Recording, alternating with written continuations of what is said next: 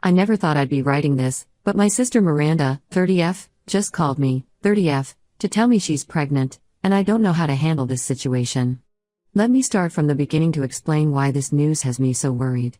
Miranda and I grew up in a challenging situation. Our parents divorced when we were young. I was 8 and Miranda was 7. Our dad left us for his secretary and moved to another state, barely keeping in touch except for occasional birthday cards with $20 bills inside. Our mom worked 2 jobs, as a waitress during the day and cleaning offices at night, just to keep us fed and housed. During those years, Miranda and I became incredibly close. We basically raised each other while mom was working. Our older sister Kylie, 35F, was already in high school and focused on her studies, hoping to get scholarships for college. Miranda was always the optimistic one among us. While Kylie and I grew cautious and somewhat cynical after our dad left, Miranda maintained this belief that everything would work out if you just believed in people. She worked hard through nursing school, took extra shifts, and saved every penny she could. By last year, she had an impressive retirement account, a great job at the city hospital, and was planning to buy her own house. Then she met Jacob, 32M, at our cousin's wedding.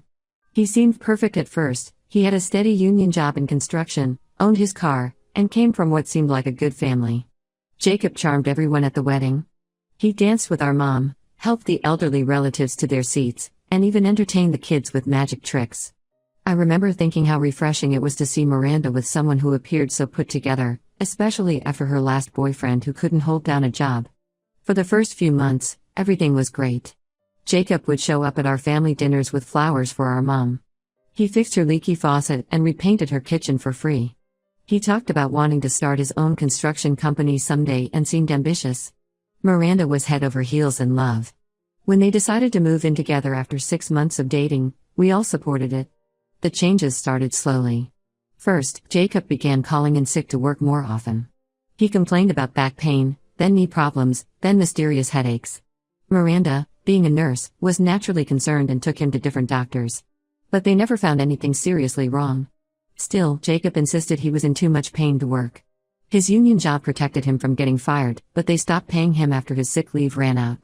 At our family Christmas gathering, Miranda confided in me that Jacob hadn't worked in over a month. She was picking up extra night shifts at the hospital to cover their rent and bills. Jacob promised he'd get better and go back to work, but instead, he spent his days playing video games and browsing YouTube. He stopped coming to family events, claiming he didn't feel well enough. When he did show up, he'd just lie on the couch and complain about his various aches and pains. Things got worse when Miranda discovered Jacob's financial secrets. She was cleaning their apartment one day and found a stack of unopened letters from the IRS. It turned out Jacob owed significant back taxes in both Ohio and Pennsylvania. He had worked in both states but never filed his returns. Even more concerning, he had been receiving his father's pension payments without reporting them as income. When Miranda confronted him about this, Jacob broke down crying, saying he was ashamed and promising to fix everything if she just gave him time. Our sister Kylie, who works as a financial advisor, tried to warn Miranda. She noticed how Jacob always had excuses for why he couldn't provide his financial documents when they applied for their apartment lease. Kylie offered to help Jacob set up a payment plan for his taxes, but he always found reasons to postpone their meetings. She told Miranda that his behavior showed classic signs of financial manipulation, but Miranda defended him, saying Kylie was just being overprotective. Last month, Jacob spent $3,000 on new gaming equipment using their shared credit card. When Miranda asked him to return it, he claimed he needed it for his mental health and that gaming was his therapy. Miranda had to borrow money from our mom just to pay their utility bills. She finally gave him an ultimatum, 60 days to get a job and start contributing, or he would need to move out. Yesterday, Kylie called me with the news that Miranda is pregnant. Apparently, Jacob is ecstatic about it. He's suddenly talking about being a father and how this baby will give him the motivation he needs to turn his life around. According to Kylie, he's making all sorts of promises about finding a job and fixing his financial problems. Miranda seems to believe him completely. I avoided Miranda's call last night, using my son's bedtime as an excuse. But I know she'll try again, and I have no idea what to say to her. How do I tell my sister that she's making a huge mistake? That Jacob isn't going to magically become responsible just because there's a baby? That she'll end up being a single mother while also supporting a grown man? Our mom is devastated. She knows firsthand how hard it is to raise children alone while struggling financially. She's afraid Miranda will end up in the same situation she was in after our dad left. Kylie is furious and wants to stage an intervention before Miranda's life is completely ruined. But I'm torn between being supportive and telling her the harsh truth about her situation. I feel like I'm watching a car crash in slow motion, and I can't do anything to stop it. Miranda had everything going for her, a great career, substantial savings, and plans for her future. Now all her money is going toward Jacob's debts and basic living expenses. I'm terrified this baby will trap her with him forever, and there's nothing any of us can do about it. Update: when I wanted to update everyone on what happened since my last post. After avoiding Miranda's calls for several days, I finally agreed to meet her for coffee at our usual spot. I arrived early, feeling anxious about the conversation ahead. Miranda showed up beaming with excitement, carrying a small envelope that I later learned contained her sonogram pictures. Before I could even bring up my concerns, Miranda launched into telling me about all her plans. She showed me the sonogram, pointing out what she said was the baby's tiny hand. Then she started talking about how everything was going to change now. According to her, Jacob had already started looking for jobs and had 3 promising interviews lined up. She told me they were planning a small wedding before the baby arrived, nothing fancy, just family and close friends. I tried to stay supportive while gently voicing my concerns about Jacob's unemployment and debt situation. That's when Miranda revealed something that made my blood run cold. She had completely emptied her retirement account to pay off Jacob's tax debt. She said she did it because she didn't want their baby to have a father with financial problems, and Jacob had promised to pay her back once he started working again. The retirement account had over $50,000 in it, money she'd been carefully saving since she started her nursing career. My hands were shaking so badly I could barely hold my coffee cup. I called Kylie as soon as I left the cafe. When I told her about the retirement account, she completely lost it. Kylie works in finance and immediately calculated that Miranda would lose about 40% of that money just in penalties and taxes for early withdrawal. Plus, she'd be missing out on years of compound interest. Kylie immediately called our mom, who decided to confront Jacob directly. Mom drove to their apartment that afternoon, completely furious. Jacob was home, as usual, playing video games in his pajamas at 2 p.m. According to Mom, when she started questioning him about the retirement money, Jacob got defensive and told her to stay out of their business. He claimed he never asked Miranda to pay his debts and that she did it on her own because she loved him. But the real shock came when Mom started asking about his father's pension. Jacob got flustered and started giving conflicting stories about when his father died and what state it happened in. Mom's suspicions were raised, so she did some digging. It turned out Jacob's father wasn't dead at all. He was very much alive and living in Florida with Jacob's stepmother. Jacob had somehow been forging documents to collect pension payments that weren't his. When Mom threatened to report him for fraud, Jacob completely changed tactics. He called Miranda at work and told her that our family was trying to destroy their happiness because we were jealous of their relationship. He convinced her that we couldn't stand to see her happy with someone who wasn't as successful as we wanted. Within days, Miranda had blocked all of us on social media and changed her phone number. The only updates we got were through her friend Lisa, who still worked with her at the hospital. Lisa told us Miranda had quit her full-time nursing position because Jacob convinced her the stress wasn't good for the baby. She took a part-time position at a small clinic instead, making less than half her previous salary. Kylie tried reaching out to Jacob's family, hoping they might be able to talk some sense into him. That plan backfired spectacularly. His mother turned out to be just like him. She defended Jacob completely, saying he had always been a sensitive soul who needed extra support. She suggested our family was too materialistic and that we were trying to impose our values on Jacob and Miranda. She even said Miranda was finally with someone who appreciated her for more than her paycheck, completely ignoring the fact that Jacob was living off Miranda's money. According to Lisa, things have gotten even worse at their apartment. Miranda has been selling her designer bags and jewelry, items she had carefully collected over years of hard work, just to cover their rent because Jacob still hasn't found a job. He's now claiming he's going to start a YouTube gaming channel that will make them millionaires, but so far he's just spending Miranda's money on expensive gaming equipment and editing software. The hardest part is knowing my sister is completely alone now. She's 12 weeks pregnant, working reduced hours, supporting a grown man, and has cut off everyone who truly cares about her. Kylie wants to report Jacob's pension fraud to the authorities, but Mom is afraid it would only stress Miranda out and potentially harm the baby. Plus, we're all worried it would just push Miranda further away and convince her that we're trying to ruin her life. I feel completely helpless. Every time we try to help or point out Jacob's manipulation, he manages to twist it around and make us look like the bad guys.